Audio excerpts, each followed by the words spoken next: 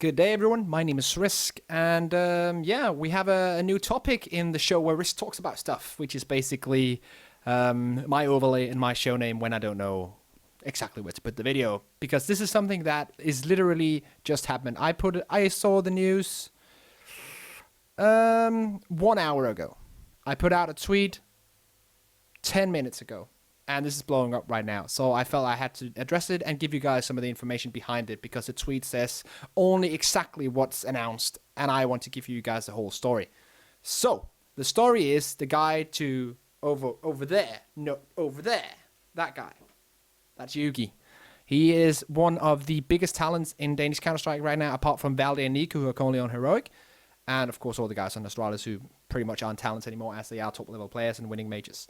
He is an old player. He has been playing for Trick for a while, and now today it has been announced that he has signed a contract with Heroic from the 1st of January 2018. The problem is that as of right now, he's not on Heroic. He's going to stay on the Trick bench and do other stuff because Heroic and Trick could not agree on a price. That is a big question, a big case, and all in all, it makes esports go to kind of like the place where football goes, or for American soccer goes, where if two clubs can agree, a player will just stay on the bench for a year because the club is not going to use him, because they're not going to develop the talent because they know he's going away in a year. So there's no reason to pour money into him because they're not going to be getting any money out of it in the end. So they're just going to park him away and say, yep, there we go. We're not going to help you anymore because you did something, signed a contract that we didn't agree on, stuff like that. I'm not entirely sure what happened, but I'm going to dive into it with you guys. So to start things off, why is all this happening? Basically, all this is happening because in Denmark, the scene is so tight, and the talents, well, the specific amount of talent, the top level talent, is not that big. We have a lot of semi-good talent, but the greatest talents, such as Nico as he switched, Valde, and JUGi now, these are the three players that everyone wants to get. So when one of these guys get into a big mess, or some other guys above them get into a mess with team switches, everyone just gets affected. It all trickles down. And that's what happened here, because all of you know that Freeze got benched from Heroic not too long ago. And of course, Heroic are looking for a new AWP player.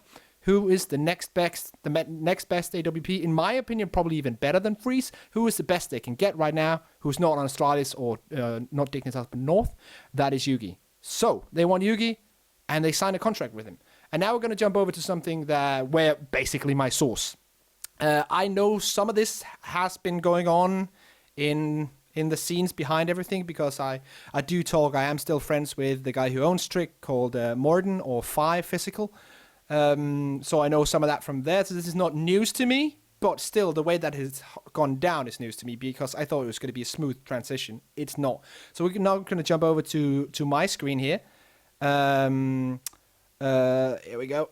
Yeah, there we go. Okay, so apologies for this up here. I haven't really had any time to set this up. But this is basically an interview on not HLTV, but the Danish HLTV, which is Dust2. I can just put this down, actually. And there we go. The advertisement, of course, don't use ad blocker unless you don't like the content. I like the content, so I use ad blocker, so I don't use it. But it's basically an interview with the Trick team owner, Phi. Of course, an interview with Dust2, as you see, shout out to those guys.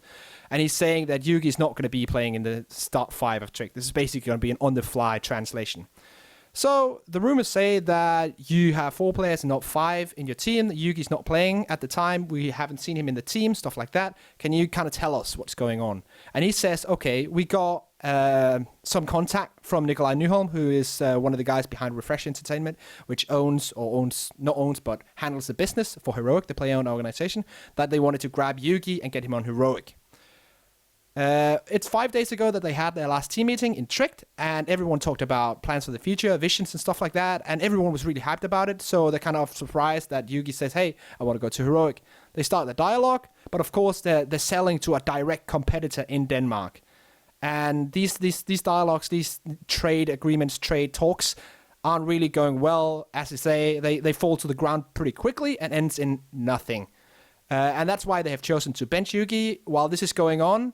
And of course, you don't want to have a player on a team who's like, yeah, I'm going to go to the next team playing for your team in official matches. That's not going to be good, which is why they've been using stand-ins, who is Asilion from former Splice.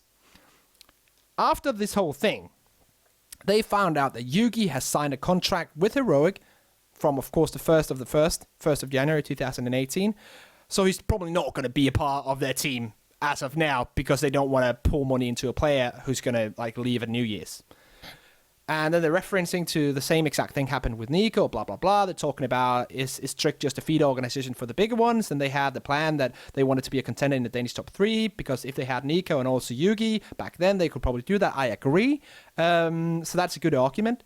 Talking about the contracts, they're saying that they are offering contract relative to the level on Heroic. I kind of doubt that. I think Heroic has a tad more money, but I don't know the contract, so I cannot say if that exactly is true. Of course, this is an interview with Physical from Trick, so this might be a tad one-sided. I'm going to try and keep it neutral as we go through it. So right now, they're asking, what's the status on this trade? Right now, I'm doubting that anything is going to happen. They have been using stand-ins with a great success, so I don't think it is a big deal to them. They have, and this is his wording, sabotaged our future and our kind of development of the team yet another time, even though it's probably not conscious. These are big words. These are big words to sabotage someone's development in a team. But he's, of course, wrapping it up with saying it's probably not a conscious choice. They're just going for the big players. But still, this is big, like picking up players that you know are the star players of one team because you know you can offer them a deal where they're just going to say yes automatically. This is a great question. I'm probably going to get into that again soon. Of course, they're saying Heroic have been using Cadian as a stand-in. That's worked out. They used Lomi last night where they defeated Nip. So, of course, this is working out great. Blah, blah, blah. They're talking about with the wording there. They're talking about how it has been for him as a team owner. Very chaotic, very messy. And he feels like these player-owned teams are lacking a bit of structure on how stuff like this is going to happen. This is the interesting part. If this trade, of course, the trade of JUGi joining Heroic now and Heroic paying some kind of transfer fee, what are JUGi's, like, what does his future look like in the next 11 months? And Physical is saying he's, of course, going to earn his wage. He's still going to get paid from Trick because he has a contract. But he's saying it's going to be PR work and streaming because we're already looking at other players. And they have already talked about this with JUGi, so he knows this. This is all done. And then they ask him the big question, what is dividing Trick and Heroic right now over JUGi? One word, the price tag. And then they're talking about, like, how much is that price? He's not going to say that. It's below $1 million or below 1 million Danish kroners, of course. Great, but they're saying we put out a price that we think is fair because he's the biggest AWP talent in Denmark, stuff like that. And Trick is saying they are going to let people know who's going to be replacing JUGi in the next 14 days. So, back to the camera. Let's see if we can find it. That means, of course, to wrap this all up, Heroic are not willing to pay the price that Trick have set for JUGi. That's just how it is. So that's the main problem. Usually this wouldn't be a problem. Usually it would just say, okay, yeah, then the trade's not going to happen. JUGi's going to stay on Heroic or stay on Trick. But the problem is, because Heroic already signed JUGi from the 1st of January 2018, now, Trick can't really use, they're not really going to use him because they're saying, okay, we're not going to develop your talent. We're not going to put money into you and your development because we know you're leaving and we're not going to get any money from selling you because they signed on the next contract. So we're not going to renew the contract. This is a big problem because now JUGi's in this position where he's probably not going to be able to play high-level Counter-Strike and practice with a high-level team in 11 months or 10 months. And he's one of these talents that needs this constant practice to get on that level. And I feel like if this trade doesn't go through directly right now, we could be losing one of the biggest talents in Danish Counter-Strike. And that's a big problem. Sorry for that, getting a bit thirsty from all this talking. So, to wrap this whole thing up, this is going to be a short video anyway. So it's not going to be a long, like 30-minute analysis in contracts because I don't have the contracts. But I wanted to give you guys the information on what's going on right now. Exactly with this case, and I hope you kind of understand what's going on right now after this short video. And yeah, if you have any questions, hit me up on Twitter, put this up on Reddit, ask me some questions there. But this is definitely an interesting case, and I'm very much looking forward to what's going to happen because we could see tomorrow, the day after tomorrow, after this all blows over, which is probably, I think, the plan of the Trick owner to put this out there and say, hey, here we're going to pay. What they're going to do? They're going to destroy talent here. And then Hero are going to say, oh, yeah, that's not our plan. Of course, we're going to pay the price, blah, blah. It's just slow, like, trading and stuff like that. I hope that's what's going to happen, because if that doesn't happen, we're going to lose JUGi. And that would be a great loss to the Danish Counter-Strike scene. Thank you for watching. See you in the next video. I got tons of more stuff planned. Actually, behind me, if you can see here, is an old Titan shirt. That means that I'm currently working on my French video on the next MVP for France.